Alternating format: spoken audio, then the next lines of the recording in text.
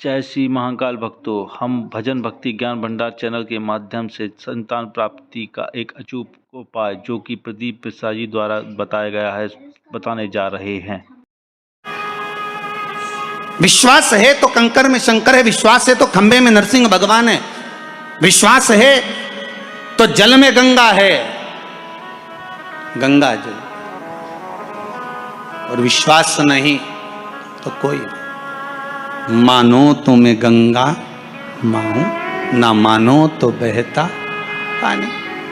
अब ये तो आपके ऊपर है, आप चाहें तो बहुत दूर जाकर भगवान को ढूंढना चाहोगे, और नहीं तो आपके ही पास में, आपके ही घर में, आपके ही करीब में, आपके ही हृदय में शिव तत्व बैठा है, शंकर विराजमान।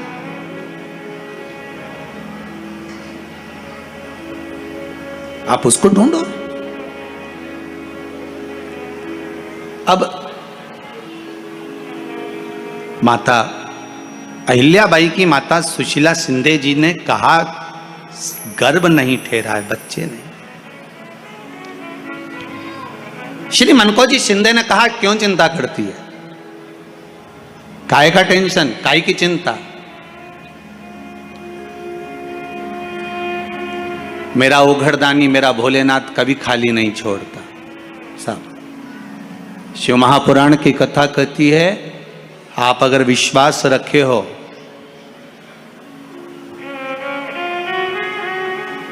सफेद आंकड़े की जड़,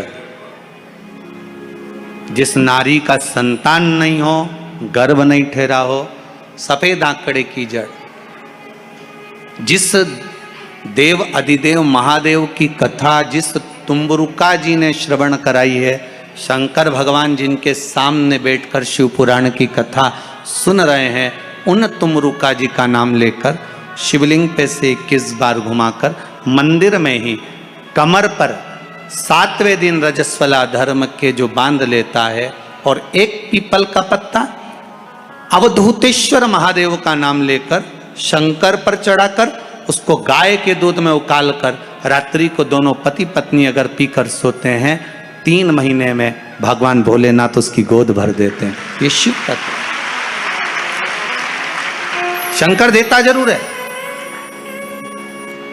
माता अंजना के यहां स्वयं शिव महापुराण की कथा कहती है, स्वयं शास्त्र वर्णन करता है, माता अंजना माता के गर्भ से संतान नहीं हुई। 42 वर्ष की माता अंजना हो गई थी, और 42 वर्ष की होने के बाद भी माता अंजना के गर्भ से संतान नहीं थी। जब संतान नहीं हुई तब बार बार निवेदन करा महाराज केसरी से, तब नहीं संतान हुई तब अपने पिता से जाकर निवेदन करा, पिताजी गौतम बाबा से निवेदन करती है माता अंजना कि मेरे गर्भ से संतान नहीं, मुझे औलाद नहीं, क्या करूं। तब गौतम बाबा ने कहा, एक पार्थिव शिवलिंग का निर्माण करो, मिट्टी का शिवलिंग बनाओ, उसकी पूजन करो। और माता अंजना उस मिट्टी के शिवलिंग के पूजन में ऐसी लीन हो गई, ऐसी लीन हो गई कि मिट्टी का शिवलिंग का निर्माण करती, पूजन करती। एक बार देवाधिदेव महादेव ने कह दिया, जाओ पार्वती जरा जाकर पूछो कि अंजना को चाहिए क्या,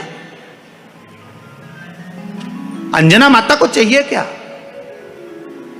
अच्छा, सारे देवताओं को सबसे ज्यादा टेंशन देवाधिदेव महादेव से रहता है, क्योंकि ये बिना सोचे बिना समझे किसको क्या दिया है कोई भरोसा ही नहीं होता।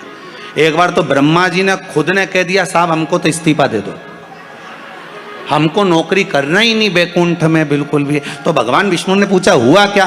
बस प्रभु, राजा श्वेत की अंतिम समय, प्राण छूटने का दिन, उसको यमराज लेने के लिए गए, और देवाधिदेव महादेव वहां खड़े हो गए, और क्या कहे, लेके मत चले जाना, उसकी अंतिम सांस, और क्या कहे, लेके मत जाना। और मेरा बेटा जब लाने लगा तो उसके प्राणों को हर लिया, यमराज ही मर गया। फिर मेरी पोती गई मृत्यु देवी, उससे कहा उठा ला राजा श्वेत को। वो राजा श्वेत को जैसी मृत्यु देवी ने फांस डाली, भगवान शंकर ने उसको भी मार दिया। अब बताओ, सूर्य नारायण भगवान बोले कि मेरा बेटा भी मर गया, मेरी पोती भी मर गई, अब बताओ क्या करें। तो भगवान ब्रह्मा जी ने शंकर जी से जाकर कहा, भोलेनाथ ये आपकी आदत बहुत गलत है, जब इसको मरना था तो आपने क्यों बचाया। शंकर जी बोले, मेरे मंदिर में बैठा था, जगह तो देखो कि कहां बैठा है।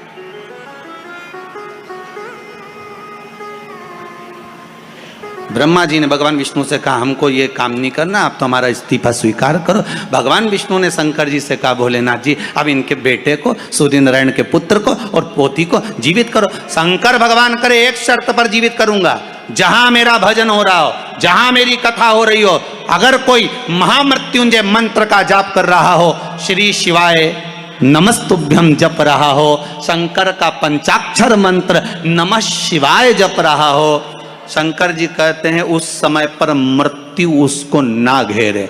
तो इतने में सूर्य नारायण भगवान कहते हैं शपथ लेता हूं, संकल्प लेता हूं, जहां आपका नाम होगा, अगर पृथ्वी पर कोई मरने का भी समय आ गया तो पहले आपसे पूछा जाएगा उठा ले,